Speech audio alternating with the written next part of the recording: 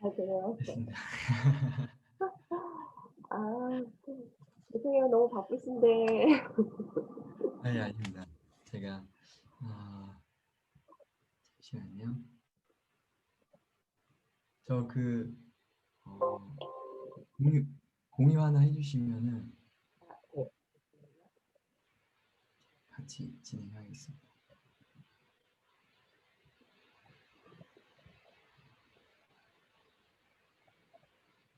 그냥 공유 누르기만 하면 되나요? 네네.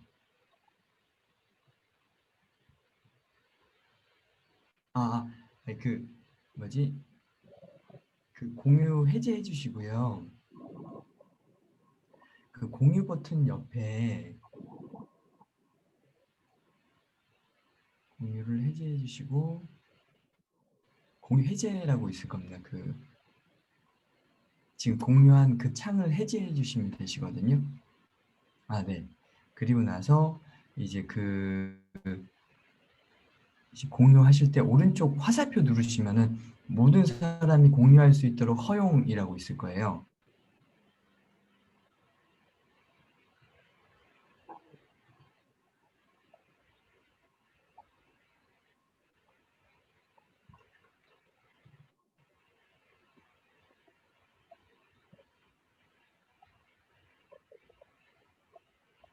네. 어, 아, 네. 잠시만요.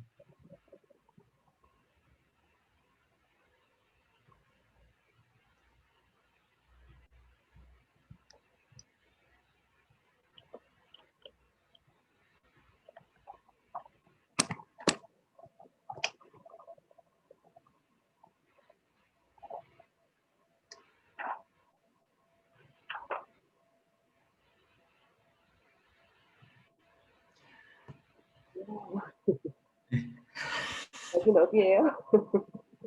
여기요. 좀 멋진 사진을 그냥 갖고 왔습니다. 네. 이렇게 응해 주셔서 저 진심으로 감사드리고 제가 어떻게 전달드려야 될까 생각을 하다가 이렇게 좀 PDF 파일로 함께 얘기하는 게 낫지 않을까 싶어서 이렇게 했습니다. 그래서 한번 보시면서 네. 그 궁금하신 게 있으시면은 추가적으로 이렇게 받으면서 네. 들어가도록 하겠습니다. 네, 네, 알겠습니다. 시작하겠습니다.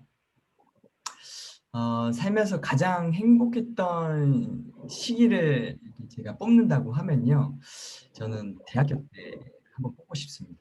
어, 저는 지방에 있는 충남에 있는 한서대학교라고 아동청소년 복지학과를 입학을 했습니다.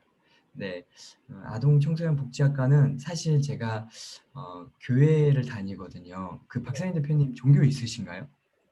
저는 종교는 없는데, 뭐 종교를 막 이렇게 거부하는 그런 건 없어요. 아, 그냥 그러시고. 가보기는 다 가봤어요. 교회도 가보고, 성당도 가보고, 절에도 가보고. 네. 알겠습니다.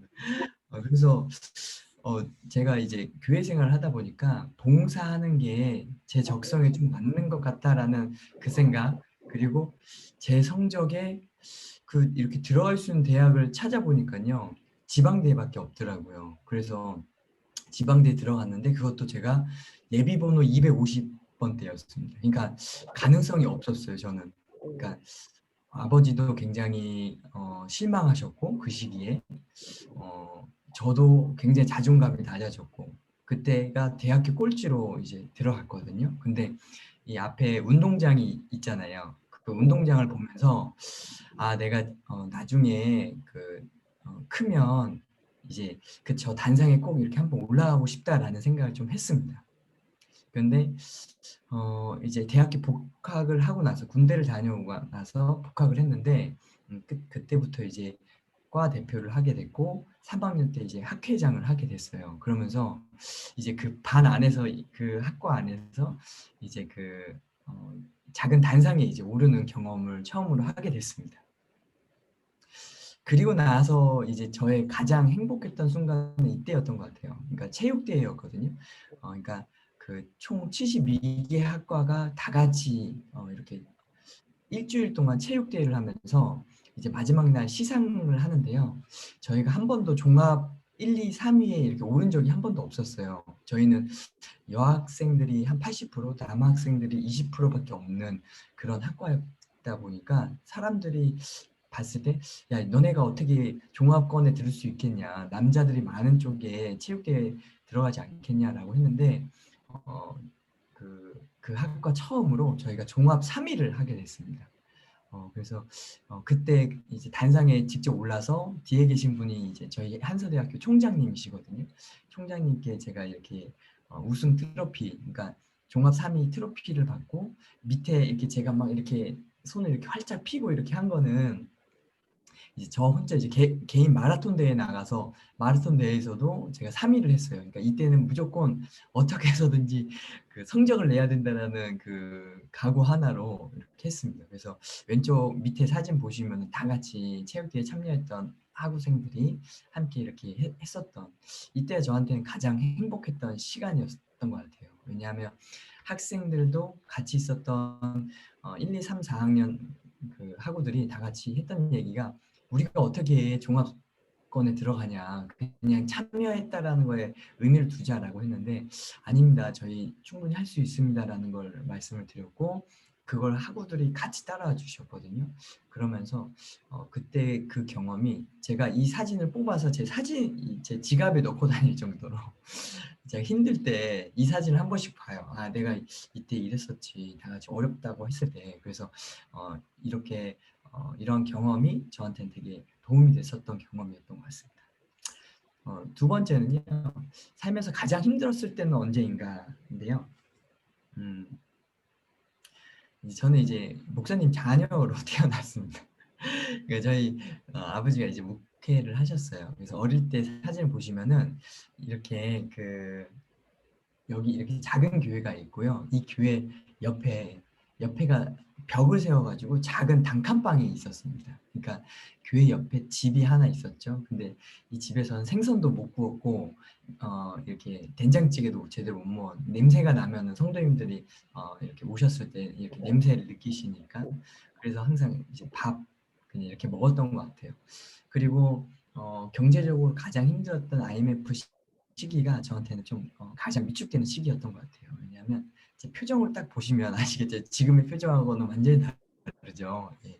그러니까 아버지가 가족 사진을 찍자고 하셨는데 제가 정말 찍기 싫다고 했어요. 왜냐하면 왜 찍는 걸까? 막 이런 생각들이 더 많았거든요. 그 당시에는 경제적 어려움이 저한테 가장 좀 제 마음에 담아졌던 것 같아요. 그래서 이 시기가 저한테는 굉장히 힘들었던 시기였다라고 좀 정의하고 싶고요. 이 힘든 시기를 어떻게 극복했느냐라고 하면요. 두 가지입니다. 첫 번째는 제가 대학교 1학년을 이제 이제 휴학계를 내고요. 이제 군대 들어가려고 휴학계를 내고 사실은 제가 한 10개월 정도를 저만의 시간을 보내려고 했어요. 근데 아버지께서 본드 공장을 들어가라고 교회가 너무 어렵다. 그 본드 공장이 경기도 파주에 있는데 거기에서 숙박을 해야 돼요. 그러니까 월요일 날 들어가서 이제 토요일 날 오는 형태거든요. 근데 이제 처음에 아버지가 얘기하셨을 때 저는 싫다고 얘기를 했고 그 다음에 이제 어머니가 이제 제 방에 들어오셔서 우시면서 얘기를 하셨어요. 좀 가서 경제적으로 아버지한테 보탬이 되었으면 좋겠다. 그래서 예, 알겠습니다 하고 갔는데 본드 공장에 딱 가니까요. 그 본드 통에 본드를 담는 분들이 다 그 외국 노동자분들이셨어요.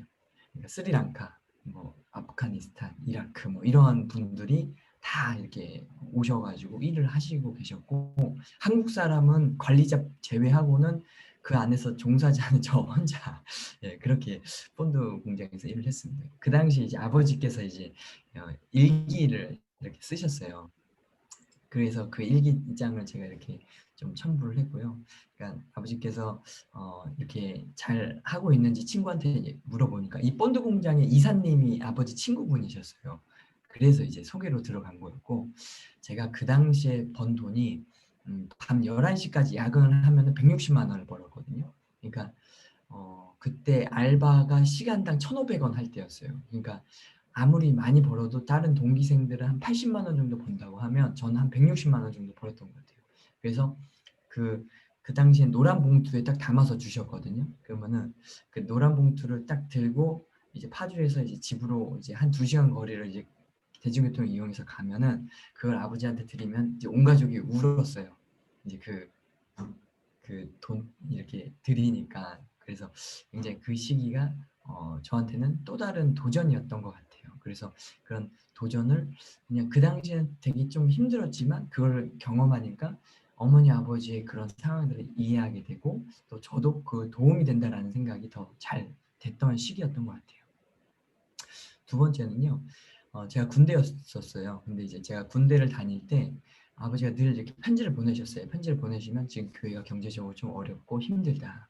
그래서 그 당시에 군대에서 월급이 한 2만 원 벌 때였거든요. 제가 이제 그 포항에 있는 해병대에 들어갔습니다. 제가 이제 보셨을 때는 되게 사회복무요원 같이 되게 그 체구도 되게 작고 예, 그래 보이지만 이제 좀 주변의 형들의 이제 영향을 받아가지고 형들이 해병대를 갔거든요. 그래서 나도 해병대를 한번 꼭 가보고 싶다라고 해서 해병대에 지원을 하게 됐고 이제 제가 이제 IBS 보트 타는 그 부대였거든요. 그래서 보트 타는 부대에서 그 보트를 한 번 탈 때마다 한 달에 4만 원의 수당을 더 받아요. 그래서 총 6만 원을 벌었는데 노무현 정부 시기에 이라크 파병이 처음으로 이렇게 나왔었어요. 그래서 제가 그때 신청을 했고 그 도전을 이렇게 제가 936기인데 딱 커트라인이 936기부터였어요. 그러니까 제가 935기였으면 파병을 지원을 해도 못 가는 상황이었고 제 기수부터 해서 밑으로 쭉 이렇게 하는 거였는데 이제 체력 테스트, 그다음 면접, 그다음에 이제 부모님께 가서 서명 받고 오기 이 세 가지를 다 하고 와야 돼요. 그래서 체력 테스트 통과하고 면접 통과해가지고 부모님께 갔는데 어머니 우시고 이제 아버지는 무덤덤하게 근데 저 꼭 다녀오고 싶습니다라고 해가지고 이렇게 이렇게 서명을 해주셨어요. 그래서 파병을 갔고 제가 파병을 가게 된 계기는 두 가지였어요. 그러니까 첫 번째는 이 파병에 그 당시에 파병 수당이 220만 원이었어요. 그러니까 제 급여에 어마어마한 6만 원 대비 220만 원이 어마어마하게 버는 상황이었기 때문에 제가 총 6개월 동안 있는 동안에 3개월은 교회를 위해서 제가 그 수당을 드리겠다. 그리고 3개월은 부모님을 위해서 드리겠다. 이렇게 다짐을 했던 것 같아요. 그래서 이렇게 그때 받은 수당을 다 이제 그 부모님과 교회를 위해서 드리고 이렇게 이라크 파병을 다녀왔는데 굉장히 제가 좀 이렇게 제 인생이 많이 변화하게 되는 그때부터 제 표정이 많이 변했어요. 그 우울했던 위축됐던 그 아이가 이제 자신 있고 뭔가 나를 이끄시는 분이 계시는구나라는 걸 더 이렇게 절절하게 제가 느꼈던 것 같아요. 제 인생에 큰 영향을 미친 분은요, 총 4분입니다. 총 4분 중에 가장 존경하는 분이 저희 아버지. 지금도 이제 목회를 하시지만 그 한결같은 그 모습에 제가 이렇게 늘 힘과 도전이 되고 좀 제 인생에 좀 진정한 멘토, 그러니까 제가 어렵고 힘들 때 고민이 있을 때 늘 이렇게 말씀을 드리는 분이 저희 아버지. 저희 아버지를 통해서 제가 배우는 거는요, 제 마인드인 것 같아요. 그러니까 마인드와 자세와 태도 이 모든 것들을 아버지한테 좀 많이 배웠어요. 근데 그 당시에는 아버지께서 좀 엄하게 저를 이렇게 양육을 하셨어요. 제가 첫째였기 때문에 아버지께서 좀 더 잘 가라는 마음으로 이렇게 하셨고 아버지가 원래 목회를 하시기 전에는 태권도 그 사범이셨어요. 태권도 4단이셨거든요. 그러다 보니까 굉장히 이렇게 날렵하시고 예, 굉장히 또 원리 원칙을 딱 중요하게 생각하시는 분이셨어요. 그래서 아버지한테 그런 부분들을 배웠고 제가 유튜브에도 저희 아버지를 존경합니다라는 영상을 하나 띄워놨어요. 그때 제가 막 이제 송수영 대표님이 그 DID 강의를 듣다가 제가 그날 펑펑 울었거든요. 근데 그 펑펑 운 그 계기가 아버지가 생각이 나가지고 이제 그 이야기를 제가 그 유튜브 영상에 좀 담았는데요. 나중에 시간 되시면 한번 한번 꼭 보세요. 봐야겠네요. 네. 예. 그리고 두 번째 영향을 받은 분은요, 김남국 목사님. 이 김남국 목사님은요, 이렇게 이렇게 사랑한다 독사의 자식들아. 예. 이게 이제 그 독사의 자식들 해가지고 성경에 나와요. 이렇게 꾸중하는 장면이거든요. 근데 이 김남국 목사님은 저는 항상 제가 가장 어려웠다고 생각을 했거든요. 근데 김남국 목사님이 저 곱하기 한 100배는 어려우셨더라고요. 근데 그 어려웠던 시기를 하나님을 만나게 되고 그러면서 변화된 그 10년 동안 내가 이렇게 살겠습니다 하고 다짐하셨던 그 삶이 그 후에 많은 학생 청년들에게 좋은 비전을 알려주시고 저의 이제 신앙관과 가치관을 이분의 책과 영상을 통해서 이제 변화가 된 것 같아요. 그러니까 외부적인 환경은 제가 군대였다면 내부적인 단련은 이분의 영상이었어요. 그래서 저는 이분의 영상을요, 한 번의 말씀을요, 제가 거의 한 타이핑을 칠 정도로 제가 이거를 꼭 다 내 머릿속에 넣고 싶다라고 해가지고 40분의 말씀을 제가 타이핑을 해서 종이로 인쇄해가지고 제가 봤어요. 그 정도로 제가 이분을 되게 좋아했거든요. 그러면서 제 마인드와 태도, 모든 것들이 내부적인 단련이 이분을 통해서 많이 변화가 있었던 것 같아요. 그래서 지금까지 삶이 됐고요. 이제 이걸 어떤 기준이냐면 제가 육아휴직을 하기 전의 기준이에요. 육아휴직을 하기 전에는 아버지와 김남국 목사님을 통해서 제가 변화가 됐다면 이제 육아휴직 후에 제 또 다른 변화는요. 박코치님, 박혜원 코치님을 통해서 박혜원 코치님이 이렇게 대학교도 나오지 않았고 고교 중퇴에 배달부셨던 이분이 어떻게 이렇게 변화가 됐을까? 이 정도로 변화가 됐으면 나도 변할 수 있지 않을까? 그런 절절함이 있어서 이분과 1대1 상담을 하게 됐고 더 가까워지게 됐고 이렇게 열심히 하시는 그 모습이 저한테는 간접적으로 굉장히 영향을 미쳤던 것 같아요. 그래서 지금 육아휴직을 하지만 박선희 대표님처럼 저도 똑같이 새벽 기상을 이제 하면서 좀 더 저만의 자기 성장을 준비하고 있는 것 같아요. 마지막 또 한 분은요. 김영환 교수님. 김영환 교수님 제가 1인 기업을 하면서 야 이분이 그러니까 아까 전에 김남국 목사님 저의 내부적인 단련을 했다면요. 이제 어떤 비즈니스에 대한 단련을 이분을 통해서 하게 되는 것 같아요. 그래서 만약에 박선희 대표님이 이분에 대해서 이렇게 알고 계시다면 저는 꼭 1인 기업은 나중에 기회가 되셨을 때 꼭 한번 해보시기를 저는 추천드려요. 왜냐하면 그러니까 간절함이 있을 때, 전 되게 간절함이 있었거든요. 그래서 김영환 교수님을 만나고 그때 교수님하고 1대1 상담할 때 펑펑 울었어요. 제가 그 교수님하고 오프라인으로 상담을 하는데 교수님의 그 말 한마디 한마디가 제 마음을 콕콕 찔렀고 그게 아프지 않았어요. 되게 이렇게 감싸주셨어요. 그래서 그동안에 힘들었고 그런 과정들을 인정을 받았던 것 같아요. 제가 그러면서 어떤 과정을 통해서 살아야 되는지를 1인 기업을 통해서 알게 됐고요. 제가 매일 듣는 것 중에 하나가 이 10분 경영입니다.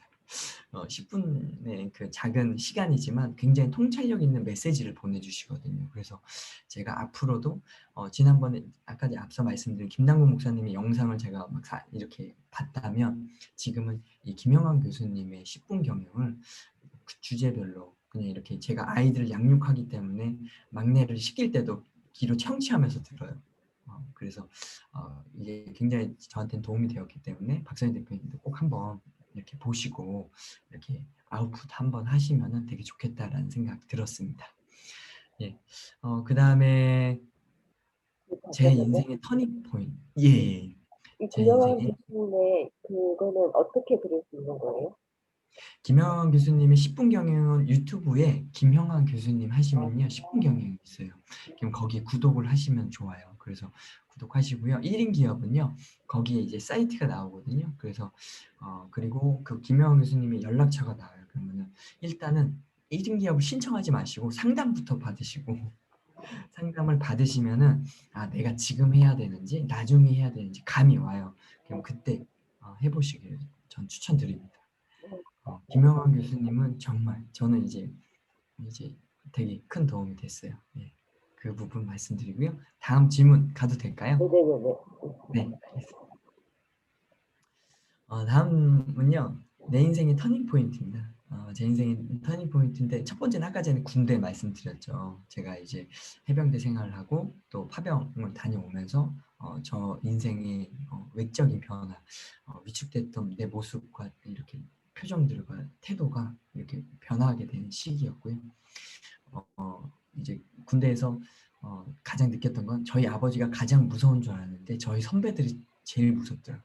그래서 지금도 생각나는 게 크리스마스 이브 날 청소를 하는데 선배들한테 막 맞았어요. 막 걸레질을 하는데 막 걸레질을 제대로 못한다라고 해가지고 막 맞고 하면서 그때 이제 제 모습이 막 번뜩였던 것 같아요. 그러면서 내 태도를 더 교정을 해야 되는구나라는 생각을 했고요. 또 아까 말씀드린 대학교 복학했을 때 학회장과 과대표를 2, 3, 4학년 졸업할 때까지 다 했거든요. 그러면서 후배들과 선배들한테 인정을 받고 리더로서 그럼 내가 리더로서 어떻게 해야 될까를 그때부터 그 지방대였기 때문에 2시간 거리예요. 그 2시간 거리를 제가 꼭 책을 사가지고 책을 봤어요. 그래서 리더십에 대한 책을 많이 봐가지고 그 리더로서 어떻게 해야 되는지 그때 필요한 것들을 그렇게 책으로 좀 이렇게 찾으면서 봤었던 것 같습니다. 그리고 제가 이제 직장에 2008년도에 제가 그 입사를 했어요. 2008년도 6월에 입사를 해가지고 제가 총 3개 부서로 이렇게 이동을 했어요. 그러면서 자원개발팀, 사회재활팀, 그 다음에 기획행정팀, 그러니까 총무팀으로 마지막으로 이제 발령을 받았고, 이제 2016년도에는 제가 사무국장으로 이제 그 기관에 이제 국장으로 이제 발령을 받았는데 그 시기가 제 인생의 좀 터닝 포인트였고요. 지금의 육아휴직, 아이가 지금 셋이지만 넷째를 낳게 되면서 제가 육아휴직을 신청을 하게 됐거든요. 그래서 사실 원장님도 되게 힘드시죠. 그냥 국장이 육아휴직을 자리를 비우니까요. 근데 원장님께서 그걸 받아들여 주셨고 그래서 지금 그런 삶을 살아가고 있습니다. 그래서 그런 사건들이 저한테 터닝 포인트가 되었다라고 생각이 듭니다. 육아휴직 하신 지가 얼마나 되셨어요? 육아휴직은요, 제가 올해 4월부터 시작을 했어요. 그러니까 5, 6, 7, 8, 9, 10, 11, 7개월째 맞이하고 있고요. 이제 박형근 코치님은 제가 7월 달에 만났어요. 그래서 4월, 5월, 6월, 7월 초까지는 제가 그냥 아이들 육아하면서 이렇게 공부만 했었던 것 같아요. 그러다가 그 7월 달에 만나게 되면서 그쪽에 이제 대폭 성장을 하게 된 거죠. 어떻게 알고 만나셨어요? 박형근 코치님은요, 제가 그 어, 닭꿈 스쿨이라고 있어요. 그 닭꿈 스쿨에서 1만 원 강의를 줌 특강을 열어주거든요. 근데 1만 원 줌 특강 안에서 박형근 코치님의 실용 독서법을 제가 신청을 했어요. 이분의 실용 독서법 내가 한번 배우고 싶다. 근데 이분의 강의를 딱 듣자마자 그냥 바로 오픈 채팅방에 들어오고 그날 무료 특강이 막 열리는데 그 특강들을 막 이렇게 제가 찾아서 같이 들었던 것 같아요. 그러면서 이제 박 코치님을 알게 됐거든요. 그래서 이제 성장을 하게 된 것 같고. 예. 그리고 거기서 김 대표를 만나신 거예요? 김 교수님을 네, 만났어요? 네. 그러면서 간접적으로 지금 만나고 그리고 제가 이제 박 코치님이 이제 강의하실 때마다 후기를 남겼어요. 그러면서 이제 박 코치님이 저에 대한 관심을 이제 좀 조금씩 이제 갖게 됐고 그리고 제가 결정적으로 평생 회원으로 신청을 했어요. 그래서 이거는 내가 앞으로 나는 이제 꾸준히 공부를 할 거니까 이분과 함께 가면 좋겠다라는 생각이 들어서 평생 회원이 됐고 그러면서 1대1 코칭 만나고 지금은 이제 박 코치님 스텝으로 이제 어떤 이것 좀 해주세요 하면 제가 그 시간 안에 그걸 좀 지원하는 형태로 지금 보내고 있습니다. 네, 고맙습니다. 가치와 신념입니다. 저의 가치는요, 일단 핵심 가치 3가지를요, 1인 기업 김영환 교수님을 통해서 그 시간을 통해서 저만의 핵심 가치 3가지를 뽑았어요. 그래서 도전, 열정, 승리. 그래서 도전은 아까 전에 본드 공장과 파병, 그리고 열정은 학교 생활할 때 그 열정, 그리고 승리는 제가 직장 생활하면서 승진을 하고 육아휴직을 하고 이러한 것들이 저의 키워드로 이렇게 잡았거든요. 그래서 박사님 대표님도 나중에 1인 기업을 하시면은 이 핵심 가치와 미션 비전을 잡아요. 그게 굉장히 저를 되돌아보는 시간이거든요. 그래서 간절함이 있는 그 시기에 그렇게 한번 만들어 보시면 참 좋을 것 같고요. 그러면서 저는 내 인생의 맵 법칙 이걸 이렇게 만들었습니다. 그래서 내 인생의 맵, 마인드, 애티튜드, 프랙티스, 마인드와 자세와 실천 이 3가지를 내 안에 세 가지로 꼭 이 핵심 가치처럼 꼭 꾸려가야 되겠다라는 생각을 했고요. 요건 후반부에 제가 한 번 더 설명을 드리도록 하겠습니다. 시간 관리, 일정 관리 물어보셨어요. 그래서 저는요, 이 10초, 이 10초, 15분, 일주일이라는 이 책이 있어요.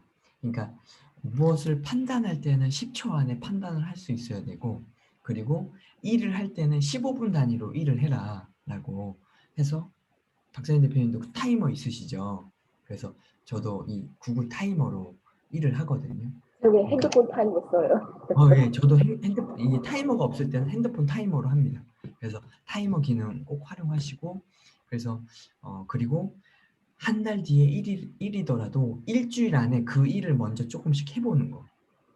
왜냐하면 한 달 뒤에 일이라고 하면 저희가 미루게 되거든요. 근데 그거를 꼭 일주일 안에 해결하는, 이게 그 누구시죠? 되게 유명하신 음, 손정희 회장님의 비서를 하셨던 분이 손정희 회장님의 시간 관리를 보시면서 정리하신 거세요. 그래서 이 책도 한번, 되게 얇은데요, 저한테 되게 큰 도움이 됐거든요. 그래서 한번 도움이 되셨으면 하고요. 특히 저는 새벽하고 취침하기 전에는요, 타이머를 10분으로 해놔요. 그래서 조금 더 저를 이렇게, 벌써 10분 됐어? 벌써 10분이야? 뭐 이렇게 하면서 시간을 좀 더 타이트하게 쓰려고 하고요. 김영환 교수님도 책을 읽을 때 이렇게 15분 단위로 책을 읽으라고 하셨거든요. 그래서 15분 단위에 내가 목표한 책을 빠르게 읽는 습관을 해라. 그래서 나중에 이 책을 다시 보겠다라는 생각으로 해야지, 우리가 자꾸 시간이 남으니까 이 책을 읽다가 뭐 이렇게 이 생각 저 생각을 하면서 시간을 보내는데, 그렇게 되면 시간이 자꾸 흐르니까 그걸 좀 이렇게 관리하면서 해라라고 하셨고, 바인더. 그래서 저는 이번에 지난번에는 박형근 대표님을 통해서 이 바인더 수업을 받았으면요, 다음 주 토요일 날 이제 강기영 대표님 3P 자기경영연구소에서요, 오프라인으로 이 교육을 해요. 그래서 제가 이 교육 신청을 했거든요. 저는 이제 박형근 마스터님을 통해서 이제 이걸 이수했기 때문에 재수강이 10만 원이에요. 원래는 36만 원인데, 그래서 10만 원 내고 이제 그쪽으로 이제 같이 가서 이제 교육을 듣는 형태로.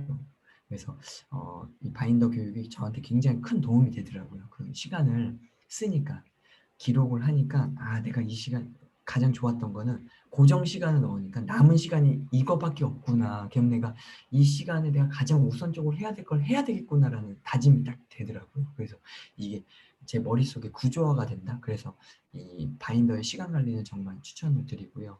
그리고 구글 타이머, 아까 말씀드린 이렇게 시간 관리, 일정 관리를 하고 있습니다. 한 달 됐어요. 바인드, 네, 다시 한번 말씀해 주세요. 바인드 작성하기 시작한 게 한 달 됐거든요. 제가 네, 네. 교육을 못 들어가지고 김일 교수님이 해주실 때도 항상 그때 제가 논필모 할 시간이랑 겹쳐가지고 그냥 제 마음대로 쓰고 있어요. 네. 근데 일단 쓰시는 게 정말 좋은 거예요. 네. 좋은 거고요. 이제 저는 이제 거기서 가장 핵심적인 거는 제 월간 목표와 주간 목표를 세워서 그 목표에 맞는 일을 하고 있는지를 점검하는 거거든요. 그러니까 많은 사람들이 그냥 목표 없이 그냥 일정들을 다 넣어요, 스케줄을. 그러다 보면 그 한 주가 내가 목표한 거는 독서 모임인데 독서 모임하고 상관없는 일정들로 가득 차 있는 거죠.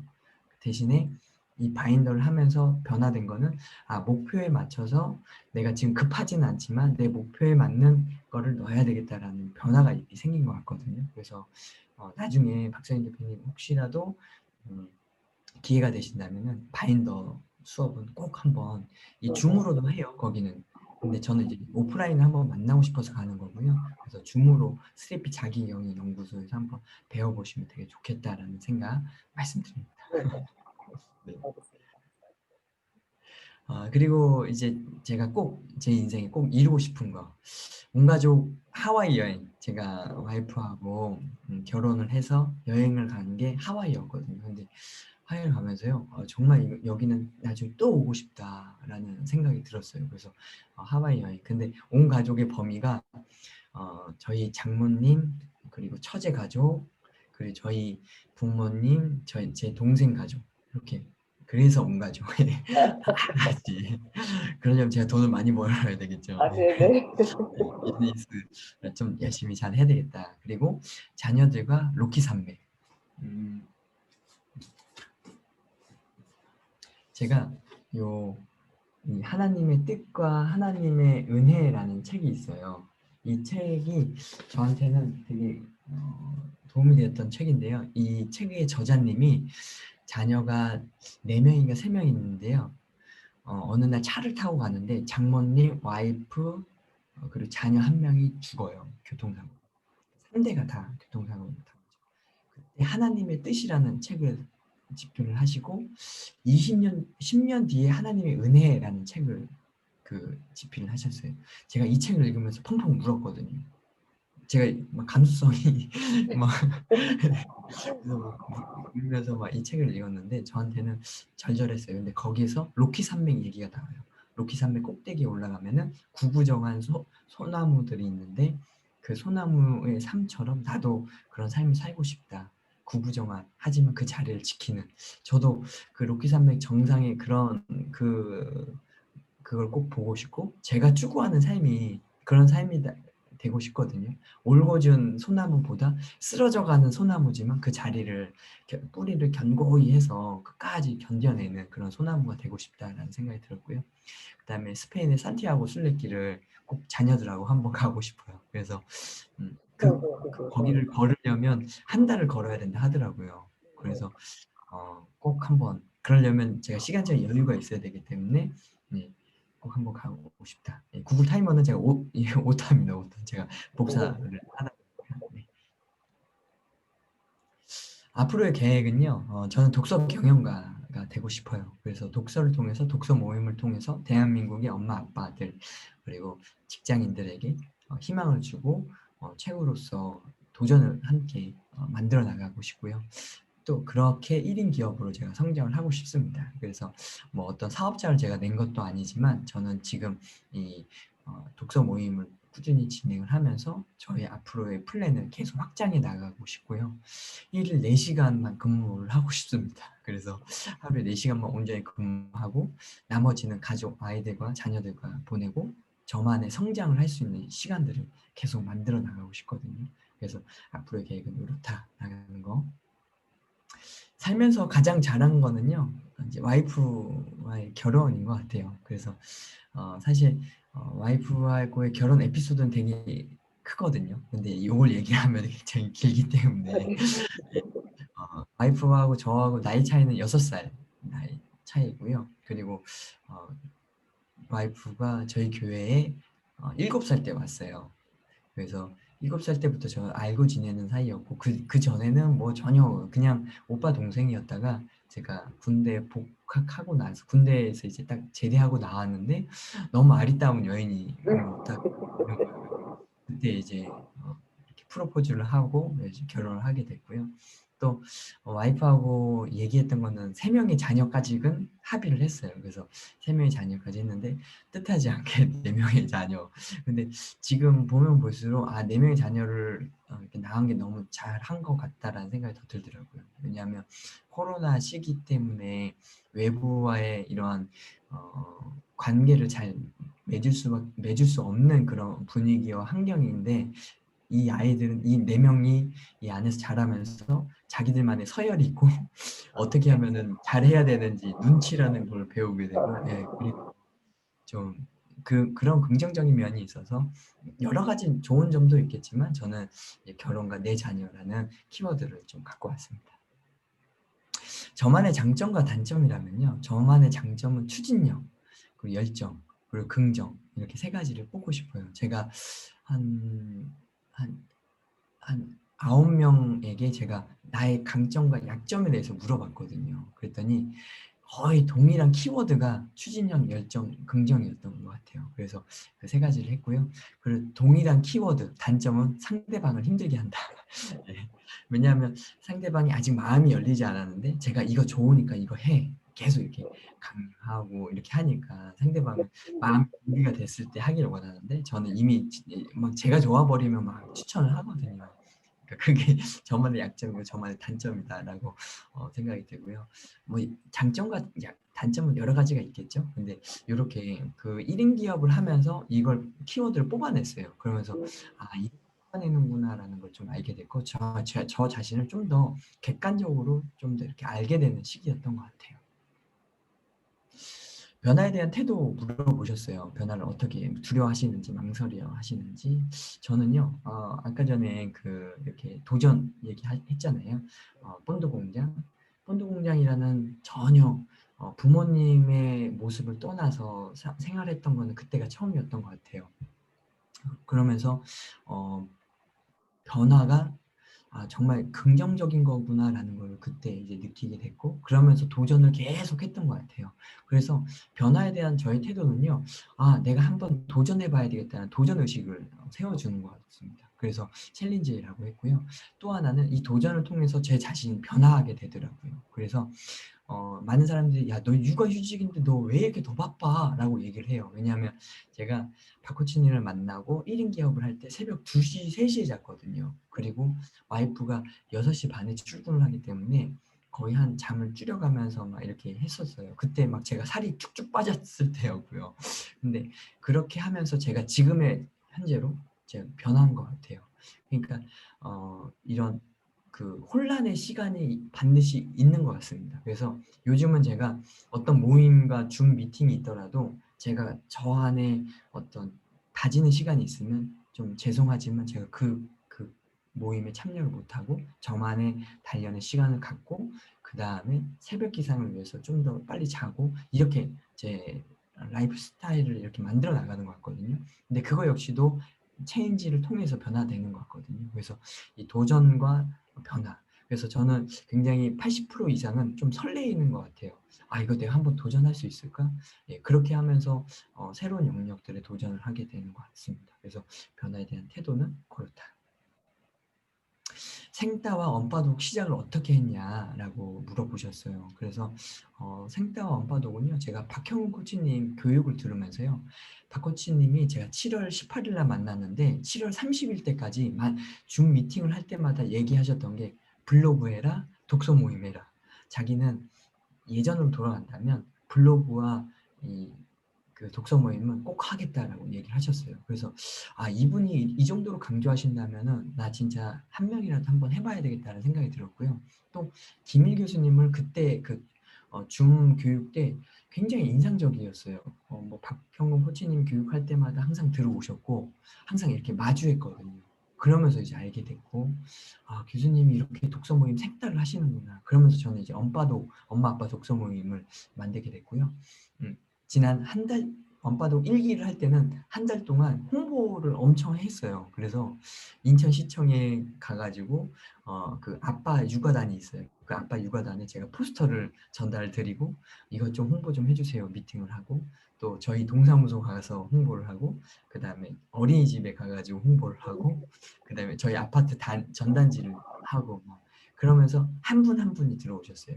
그러니까 막 김일 교수님은 대폭 성장을 하셨다면 저는 소폭이지만 그 소폭 안에 이런 과정들 저는 경험한 게 저한테 어떤 네, 네. 좋은 계기가 됐던 것 같아요. 그래서 김영환 교수님도 얘기하시는 게 내가 어떤 결과로 자꾸 삶을 보게 되면 내 삶이 굉장히 단촐해지고 굉장히 작아지는데, 과정으로 보면 이 과정이 다양한 이야기들이 있고 도전들이 있기 때문에 내 삶이 풍성해진다라고 이야기를 하셨어요. 그래서 그런 과정들을 통해서 제가 이런 방법으로 홍보와 마케팅을 하면 되는구나를 제가 간접적으로 배운 것 같습니다. 그러면서 지금은 열심히 또 그 오픈 채팅방을 이제 그 고객님들을 모시기 위해서 열심히 이제 그 플랜을 짜서 도전을 하는 게 좀 그런 독서 모임을 하면서 이렇게 하게 된 것 같고요. 또 지금은 이제 2기를 하고 있고 3기를 또 같이 준비해 나가지만 앞으로도 계속 이런 독서 모임은 꾸준히 할 거다라는 거. 근데 그 오픈 채팅방은 그 언바독 하시는 분들 위주로 들어가는 거죠? 언바독 하시는 분들은요, 별도의 오픈 채팅방이 있고요. 지금의 지금 언바독 독서 모임이라는 그 160명 방 있잖아요. 거기는 무료 특강, 무료 특강과 이런 것들을 함께 나누는 그럼 그냥 거고. 생따 오픈 채팅방처럼 그냥 그런 거예요? 생따 아, 오픈 채팅방처럼 아니, 별도의 오픈 채팅. 몇 번 들어갈까 말까 하다가 이게 제가 들어가면 안 될 것 같은, 왜냐하면 저는 이제 애들이 다 커버려서 이제 네, 애들하고 네. 상관없어서 들어가면 안 되나? 그래서 몇 번 망설이다가 못 들어갔거든요. 이게 이제 다 지금 동일하게 말씀하셨어요. 내가 지금 네, 아이가 없는데 저 아직 결혼 안 했는데 뭐 이렇게 해가지고 그래서 이거 제가 그 오픈 채팅방의 이름을 네, 언팔로우로 한 게 좀 약간의 미스다. 그래서 저는 네. 이제 제가 북클럽으로 바꿨거든요. 근데 이게 애초에 생성된 그거는 타이틀은 변하지 않더라고요. 그래서 어, 우리 대표님 나중에 오픈 채팅방 개설하실 때 꼭 그 부분을 염두하셔가지고 하세요. 저는 이러한 것들을 수없이 들었어요. 수없이. 내가 그렇죠. 네, 나중에 이걸 좀 바꿔야 되겠다라는 생각을 전 지금도 하고 있습니다. 알겠습니다. 저 한번 들어가 보겠습니다. 네, 고맙습니다. 사회복지사로서의 보람된 시간은요. 저는 일단은 제가 2008년도에 입사를 했고요. 거기가 지적 장애인 분들과 함께 일하는 곳이에요. 그리고 거기는 시설이기 때문에 24시간 365일 생활을 하는 생활 시설입니다.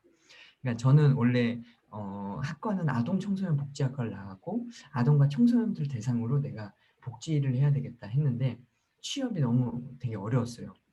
제가 사회복지 공동모금회랑 인천 사회복지협의회 이런 좀 중앙에 이력서를 냈거든요. 그러면 꼭 3차에서 떨어지는 거예요.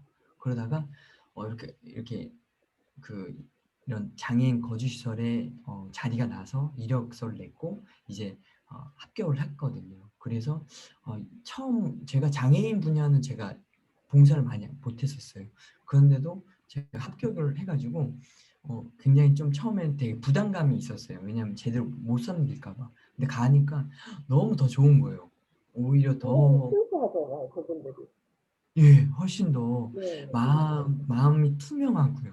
있는 네. 그대로 이야기할 수 있고요. 반응이 정확하고요. 그래서 그분들과 마라톤을 했어요. 근데 일반 이제 마라톤 클럽을 운영하면서 막 파이팅 하면서 이제 운동장 연습을 하고 또 마라톤을 다니고. 근데 저한테 가장 인상적이었던 마라톤은 야간 마라톤. 그 야간 마라톤은 서울대공원에서 에너자이저에서 해요. 에너자이저에서 이렇게 그 랜턴을 나눠주면서 이 랜턴 헤드 랜턴을 해가지고 그 밤에 그 마라톤을 하거든요. 근데 그때 함께했던 가족분들도 되게 좋아하셨고 왜냐하면 밤에 항상 시설에 있었는데 밤에 외부에 나와서 이렇게 자유롭게 걷고 뛰고 많은 사람들과 함께 어울린다. 그게 너무 좋으셨던 거고 저도 그게 되게 인상적이었거든요. 그거 하나. 그리고 작년에 제가 한라산을 저희 학생들이 있어요. 지적 장애인 학생들이 있거든요. 근데 그 학생들이 한라산을 꼭 가보고 싶다라고 해가지고 여름 방학 때 여러 산을 막 다니면서 훈련을 하고 그 다음에 제주도로 가서 이제 그 아침 7시부터 등산을 해가지고 한라산 꼭대기를 찍고 그 다음에 내려오니까 오후 5시였어요. 그러니까 종일 걷고 왔죠. 근데 인상적이었던 게 그 학생들이 지금도 저를 만나면 그 한라산 이야기를 하고 또 되게 걸음이 되게 힘든 친구가 있었거든요. 근데 그 친구랑 같이 부축을 해서 같이 올라갔다가 같이 내려왔어요. 근데 너무 좋았다고 그 친구가 나중에 저한테 이렇게 작은 선물을 해줬어요. 제가 그 지포를 좋아하거든요. 근데 그 친구가 지포를 사줬어요. 그래서 너무 고맙다 하면서 이렇게 그래서 한라산 그게 저한테는 되게 보람이었고 업무적으로는 외부 지원 사업이라고 있어요. 저희 이제 사회복지는 후원을 받아야 되거든요. 후원을 받으려면 어떤 업체에 지원 사업을 내야 돼요. 그런 프로포저를 당선을 많이 좀 받았고요. 그리고 인천시의 장애인 거주시설에 인력이 늘 부족했어요. 근데 그거를 인천시에 가가지고 제안을 드리고 그걸 1년 동안 모니터링하고 보고하고 피드백 받으면서 그 인천시에 한 명씩 충원을 하게 됐어요. 그게 그 역할을 하면서 되게 도움이 되었던 것 같아요. 그래서 그런 것들이 저 안에 또 다른 보람이 되었다라는 거. 예. 진짜 훌륭하시다. 저도 예. 사회복지사 자격증이 있어요. 예. 저는 이제 꼭 온라인으로 공부해가지고 사이버 대학 뭐 이런 거 있잖아요. 예, 예. 저희 기관의 직원분들 중에서도요, 다른 영역이 거하시다가 이렇게 사회복지로 전향해서 오신 분들 계시는데요. 오히려 그분들의 열정과 모습이 더 뛰어나세요. 그러니까 저는 학과생부터 사회복지를 준비했다면 그분은 이제 중간에 나 사회복지 공부해야 되겠다 해가지고 온라인을 공부하시고 들어오셨는데 열정과 그 모습은요, 그분들을 따라갈 수가 없어요. 그래서 어, 또 다른 동기부여가 돼요, 그 안에서. 그래서 음, 나중에 기회 되시면 꼭 사회복지 업무를 한번 해보시기를 아, 드립니다. 알겠습니다. 은퇴 후의 삶, 이게 아마 이제 마지막 질문이셨던 것 같아요. 네. 은퇴 후의 삶을 어떻게 할 거냐. 사회복지는요, 60세까지기 은퇴고요. 그리고 원장을 하게 되면 65세까지기 지금 현재 현행법에는 그렇게 되어 있어요. 처음에는 제가 입사할 때는요, 롱런 하자. 롱런해서 꼭 그 은퇴를 정년 퇴임을 꼭 해야 되겠다라는 생각을 했거든요. 왜냐하면 저희 기관에 계셨던 분 중에서 정년 퇴임을 하셨는데 그때 또 울었어요. 직원들도 울고 저도 울고 막 그분이 이제 은퇴하실 때 되게 어, 되게 터프하신 스타일이에요. 남자분이신데 근데 점점 은퇴 시점 다가오시니까 변하시더라고요. 그런 모습들을 보면서 되게 가슴이 찡했거든요. 그래서 나도 그런 은퇴를 하고 싶다라는 생각이 들었는데 이번에 김영환 교수님의 1인 기업을 하면서 은퇴 시기를 좀 앞당겨야 되겠다라는 생각을 제가 좀 했어요. 그래서 은퇴 시기를 앞당기고 1인 기업으로 성장해야 되겠다. 1인 기업으로 성장하면 은퇴라는 게 사실은 없다라는 생각이 들거든요. 왜냐하면 어, 계속 어떤 이 1인 기업으로 상대방을 돕고 사람들을 돕는 어떤 업을 한다면 그거는 나이가 들어서도 할 수 있다라는 생각이 들어요. 그래서 저희 비전도 독서 경영가거든요. 독서 경영가로서 이러한 대한민국의 엄마 아빠들을 저의 선한 영향력을 통해서 돕겠다라는 게 저의 그 미션과 비전이기 때문에 이러한 비전을 꼭 이루겠다. 그리고 비전을 이루면서 아까 전에 말씀드린 가족들과 하와이도 다녀오고 또 이런 경제적인 하루에 4시간만 일할 수 있는 그런 환경들을 조성해 나겠다. 이게 저만의 이제 은퇴 후의 삶 이렇게 했고요. 어, 마지막으로 내 인생의 몇 법칙 제가 아까 전에 마인드, 애티튜드, 프랙티스 이렇게 했는데요. 마인드는 나의 시선을 어떻게 두는가가 되게 관건이라고 생각을 들거든요. 그러니까 내가 보고 듣는 게 마인드라고 생각을 해요. 그래서 저희 집에도 거실을 책장으로 만든 게 제가 TV를 되게 좋아하거든요. 근데 텔레비전을 한번 보게 되면은 그냥 원 없이 봐요. 그러니까 원래 한 프로그램만 봐야 되는데 한 그냥 새벽까지 보는. 그래서 저를 위해서라도 TV는 없어야 되겠다. 와이프한테 제안을 했고 큰아이가 한 4살 때 큰아이가 4살 때 그 이제 책장으로 변경을 했습니다. 그래서 우리가 보고 듣는 게 마인드니까 가급적이면 책과 좋은 사람들을 만나는 그런 거. 그래서 그리고 저희 마인드는 이제 이 마인드를 통해서 결심하자. 그래서 한계 앞에는 한 단계가 있다. 꼭 한 단계 올라갈 수 있는 계단이 있는데 우리 한계 앞에서 머물지 말자. 그 마인드를 자꾸만 개선해 나가자라는 걸 했고요. 애티튜드, 자세와 태도는 나의 눈과 귀를 지키는 싸움. 그러니까 책을 통해서 내 자세와 태도를 잡고요. 자꾸 제 주변 환경에서 잽을 날리거든요. 어떤 잽이냐면 너 힘들잖아. 너 그만해. 막 이렇게. 그리고 아이들도 그 잠시만요. 제가 업데 아이들도 어, 육아를 해야 되니까 너가 지금 자기 개발할 수 있고 너가 자기 성장할 수 있는 시간은 나중에 해. 이렇게 자꾸 이렇게 미루고 안주하는 환경을 만들거든요. 그런데 그 권투 잼 날릴 때 내가 중심만 지키는 싸움. 그래서 김영환 교수님이 그 얘기를 하셨어요. 제가 1대1 상담을 할 때요. 이 A4 한 장을 손바닥 위에 이렇게 올렸을 때 세울 수 있냐 없냐. 그래서 저는 세울 수 없다라고 얘기를 했어요. 그랬더니 김영환 교수님 아니다. 세울 수 있다. 온전히 집중하면 그 집중할 때 내 자세와 태도를 그렇게 집중해라 라고 하셨어요. 그래서 내 자세와 태도를 그렇게 해야 되겠다. 그리고 프랙티스, 단단한 활이 되자.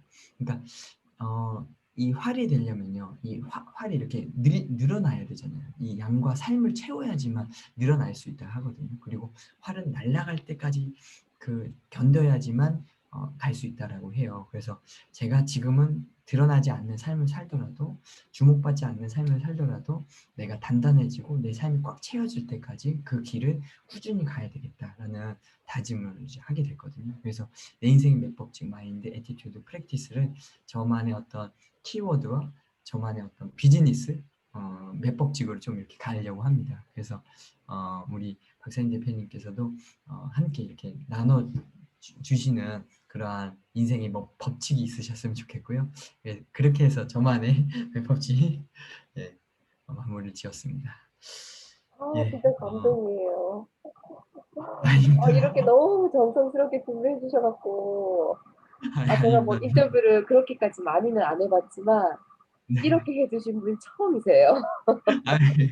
아, 저도 저를 처음 인터뷰 하신다는 말씀에 제가 좀 되게 이렇게 원래 처음은 되게 준비를 하게 되잖아요. 나중에 다른 분이 하실 그렇죠. 때는 네네. 그냥 이야기만 할 것 같아요. 저는. 근데 이렇게 어떤 마음을 가져주셨고 그래서 그러한 그 질문지를 봤을 때도 제가 깜짝 놀랐어요. 저는 한 4-5가지만 있는 줄 알았는데 15가지를 이렇게 풀어주신다? 그러면은 저는 정말 더 정성을 들여야 되겠다는 생각이 들었고요. 제가 아이들을 육아를 하면서 하다 보니까 이게 이렇게 구성이 막 완벽하진 않아요. 근데 아니에요. 아니에요. 도움이 되신다면은 제가 요거는 PDF 파일로 같이 이렇게 보내드릴게요. 그래서 감사합니다. 보시면서 나중에 도움이 되셨으면 좋겠고 저는 이제 오늘 박사인 대표님과 인터뷰한 내용을 저는 저만의 블로그로 그냥 간단하게 한번 저만의 후기를 남기겠습니다. 그래서 박사인 대표님께서도 나중에 이렇게 시간이 되실 때 한 번씩 네. 진짜. 이 하실 줄 아는 게 너무 많아요. 저는 이렇게 하는 게 너무너무 부러워요. 저는 이런 거, 뭐, 파워포인트 뭐, 이렇게 해갖고 막 이렇게 하는 것들을 한 번도 아, 해본 적이 없어요. 네네네. 그래서 이렇게 하시는 분들 보면 너무 부러워요. 좀 아, 배워야 될 것 같은데. 근데 박사인 대표님의 어떤 열정과 그 지난번에 네이버의 블로그에 이렇게 하시는 거를 제가 이렇게 뵀을 때는요. 조만간 하실 것 같다는 생각이 들었습니다. 조만간. 예.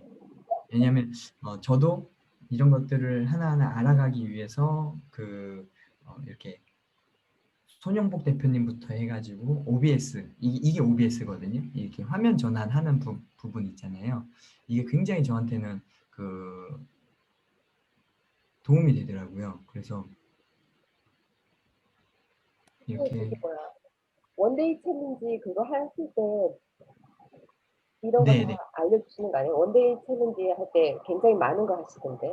네네 원데이 챌린지 할 때는요 그 유튜브와 블로그 그리고 실용 독서 스마트 툴 그리고 그러니까 이런 것들을 제가 왜 하냐면요 제가 지금 이 과정을 하면서 이거는 정말 모르시는 분들이 계신다면 이건 꼭 해야 되겠다는 생각이 좀 들었거든요. 그래서 그렇게 하시면 좋고요. OBS는 이제 나중에 제가 좀 더 제가 이건 맥 PC거든요. 근데 윈도우 PC에 OBS가 있어요.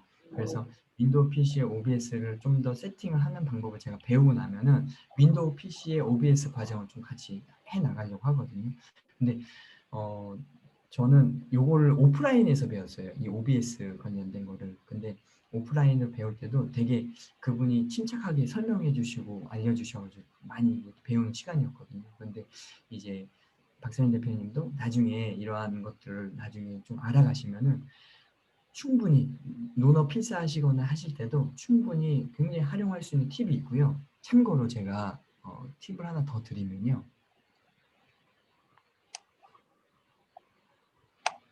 용이 있어요. 잠시만요.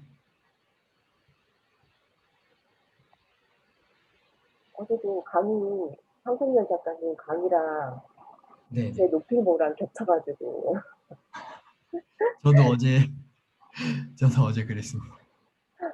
또 저는 또 제 회원들한테 또 예. 그쪽을 홍보를 또 많이 하다 보니 제가 좋으니까 자꾸 얘기하게 돼요. 그래갖고 맞아요, 오프치프가 맞아요. 주소 다 예, 알려주고 예, 예. 거기 들어가서 보면 또 그런 게 나오니까 또 네, 네, 그분들은 또 그거 듣고 싶으니까 또 가잖아요. 네, 네. 보세요. 제가 이렇게 하면은요. 보시면은 이게 지금 제 책상이고요. 여기 지금 이렇게 저는 이런 환경으로 지금 하고 있어요. 예, 지금 제가 카메라가 하나 더 있어요. 지금 카메라 보이시나요? 그리고 카메라가 한 대 더 있으시면요. 제가 이제 말씀드리려 했던 건 요겁니다. 요거. 논어 필사하시잖아요. 그럼 어떤 필사하실 때 이런 과정들을 책으로 잠시만요.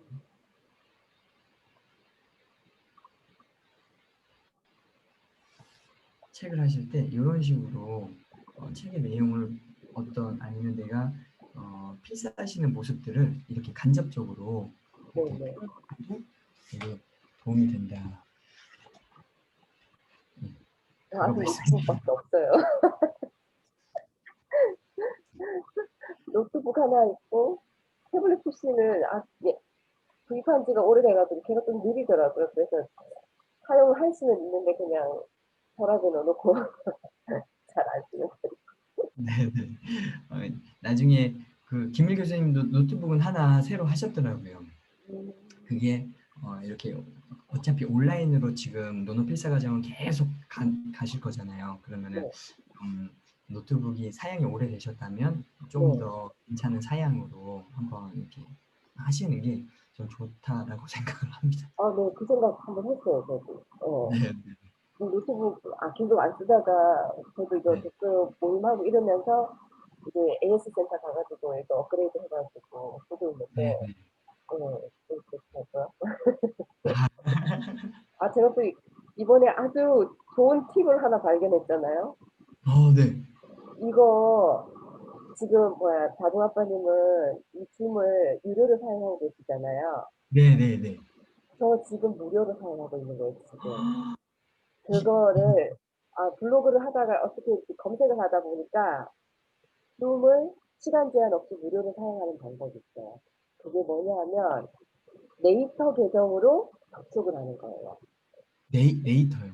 네이, 네이트, 네이트 있잖아요. 네이트. 네, 네이트에 내가 회원가입을 해서 그럼 이메일이 하나 생길 거 아니에요. 예, 예. 그 계정으로 그 줌을 가입을 하는 거죠. 그러면은 어, 뭐가 되냐 하면 지금 학생들이 코로나 때문에 학교를 못 가고 이제는 이제 줌 수업을 하고 이제 동영상 강의를 듣고 이러잖아요. 네, 그래서 네. 그게 저희가 학생하고 관련된 사람 이런 걸로 인식을 해가지고 무제한 그냥 해주는 거예요. 그래가지고 제가 이걸 엊그저께 알았어요. 그래서 제 걸로 하다가 안 돼가지고 저희 신랑 이름으로 가입을 해가지고 이제 줌 이름을 제 이름으로 바꿨어요. 그래서 어, 지금 어제 롱필모 할 때 처음으로 사용을 해보고 이제 예, 지금 쓰고 예. 있어요. 저도 요거 유료 과정 끝나면요 바로 네이트로 한번 네네, 로그인 한번 해주세요. 해보세요. 예, 뭐 예. 언제까지 해줄지는 모르겠지만 일단은 네. 너무 감사합니다. 아, 저희 기념 촬영 한번 할까요? 아, 네, 네, 잠깐만요. 그럼 제가 한번 하겠습니다. 네, 제가 찍을게요. 자, 찍겠습니다.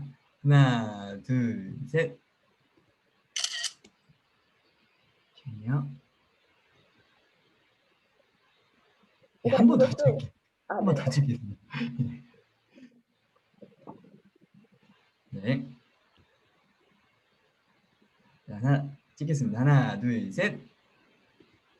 네, 제가 됐습니다. 이거 프린트 스크린 하는 것도 몰라가지고 예, 예. 다 노트북에 있다는 거예요. 저는 이게 찾았더니 찾긴 찾았어. 근데 이게 또 안 되는 거예요. 연습할 때는 됐는데 실전에서 안 되는 거예요. 나중에 보니 거기에 펌 락이라는 버튼이 바로 옆에 있더라고요. 예, 예, 예. 그걸 눌러야 되더라고요. 맞아요. 펑크키를 누르면서 해야지. 네, 그냥 이렇게 눌러놓고 그냥 바로 하면 되더라고요. 김일 예. 교수님도 그거 몰라서 제가 가르쳐드려요. 그래서 교수님이 지금 촬영을 하고 계시는군요. 네네. 아, 아, 오늘 너무너무 감사했어요. 아, 네. 잘 혹시 봐주셔서 제가. 네. 주소를 좀 알려주실 수 있어요? 네, 네. 주소. 집 주소. 주소요. 네. 저희 집 주소요. 네네. 어떤 일로? 아, 제가 여기 강릉이잖아요. 예, 잘. 그래서 네, 예. 조금 이렇게 인터뷰도 이렇게 응해주시고 하셔서 또 뭐 되게 좋아하신다고 하시니까 제가 작은 선물 하나 보내드릴게요. 아, 알려주세요. 아유, 아이, 너무 감사합니다. 이렇게 잘 아니면 봐주셔서. 저기 톡으로 남겨주세요. 톡으로. 아, 네네. 제가 네네. 톡으로 보내드리겠습니다. 네네. 네, 그럼 너무, 이거는 PDF 보내주신다고 했는데 이거는 어떻게 메일로 보내주시나요? 아니요, 제가 톡으로 보내드리려고요. 아, 톡으로? 네네네. 예, 예. 지금, 잠시만요. 지금, 아, 배울 점이 너무 많으신 것 같아요. 아유, 아닙니다. 저는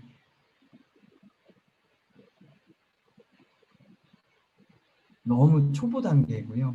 같이 배워나가면서 일어나갔으면 아, 그래도 좋겠습니다. 이렇게 배우는 단계인 사람들한테 배우는 게 더 좋은 장점도 있는 것 같아요. 아, 저도 좀 이제 비슷한 이렇게 그 성장하시는 분들한테 배우는 거 그리고 네. 이미 이루신 분들한테 배우는 거 이게 좀 다르더라고요. 네, 그래서 그죠. 박 코치님은 이미 이루셨기 때문에 네, 그 과정을 설명하시는 단계는 되게 바쁘셔서 그거를 이렇게 그렇죠. 예 그거는 알 수가 없어서 다른 분을 통해서 이렇게 코칭을 받았는데 그것도 도움이 되더라고요. 저는 사실 주위에 물어볼 수 있는 사람이 거의 없어요. 그냥 아, 이렇게 온라인상으로 물어보지 않는 이상은 없기 네, 때문에 전 네. 정말 그런 분들이 있는 분들이 너무 부러워요. 아, 네. 이렇게 네트워크가 이제 이루어졌으니까 또 제가 아는 분을 또 이제 아시고 또 이렇게 네. 저희가 그러면서 점점 계속 성장하면 될 것 같습니다. 네. 아, 전 바둑 아빠님을 알게 돼서 너무 감사합니다. 아예 아닙니다.